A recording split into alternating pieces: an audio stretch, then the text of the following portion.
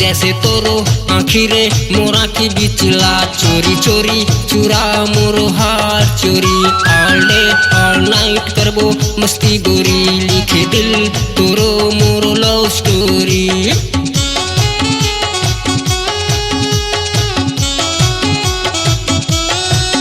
जैसे तोरो आँखी रे मोरा की बिचला चोरी चोरी चुरा मोरो हार चोरी ऑल डे ऑल नाइट करबो मस्ती गोरी लिखे दिल तोरो मोरो लव स्टोरी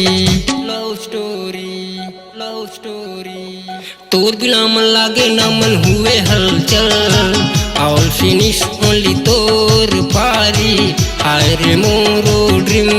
गर्ल यही मोरो प्रेम कहानी लव तू मोरो love naughty girl all finish only तोर पारी हाय रे मोरो ड्रीम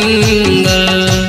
यही मोरो प्रेम कहानी लव तू मोरो लव नॉटी गर्ल तू मोरो लव नॉटी गर्ल चोरी तोरो से लव करे हो दिल दीवाना हो गे रे दिल मोरे जानू तोरे से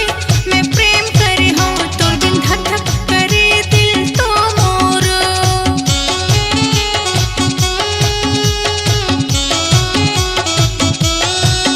चोरी चोरी तोरो से लव करे हो दिल दीवाना हो गे रे दिल मोरे जानू तोरे से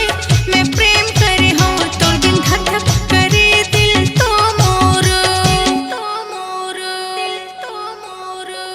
तोर बिना मन लागे ना मन होवे हलचल तू मोरो बॉय क्रेजी क्रेजी हाय रे मोरो हैंडसम बॉय यही मोरो प्रेम कहानी लव तू मोरो लव नॉटी बॉय तू मोरो बॉय क्रेजी क्रेजी हाय रे मोरो हैंडसम बॉय यही मोरो प्रेम कहानी लव तू मोरो लव नॉटी बॉय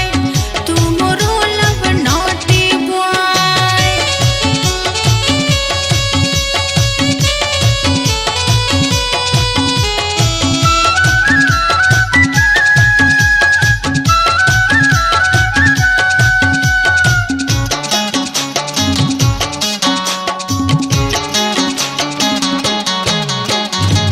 आखिर तोरो दिखे नगीना छाती रे मोरो बाजे ना कहाँ ते मैं जी करे ते जानू आखिर नींद हारे ना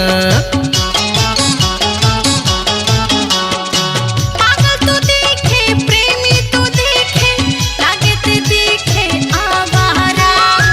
तोर बिना ये सब झूठा लागे औ लागे रे जग सारा I loving you I missing you I kissing you I loving you I loving you I missing you I kissing you I loving you तू मोरो बॉय क्रेजी क्रेजी हाय रे मोरो हैंडसम बॉय यही मोरो प्रेम कहानी लव तू मोरो love naughty boy all finish only तोर पारी हाय रे मोरो ड्रीम गर्ल यही मोरो प्रेम कहानी लव तू मोरो लव नॉटी गर्ल तू मोरो लव नॉटी बॉय तू मोरो लव नॉटी गर्ल तू मोरो लव नॉटी बॉय अपनी आवाज को दीजिए एक नया मुकाम डिजिटल रिकॉर्डिंग की दुनिया का जाना पहचाना नाम स्वरांजलि जहां गूंजती हैं ध्वनियां अपनी माटी की सौंधी सुगंध के साथ छत्तीसगढ़ी संगीत के विविध रंग जो पहुंचाते हैं पूरे प्रदेश में डिजिटल रिकॉर्डिंग के संग स्वरांजलि स्टूडियो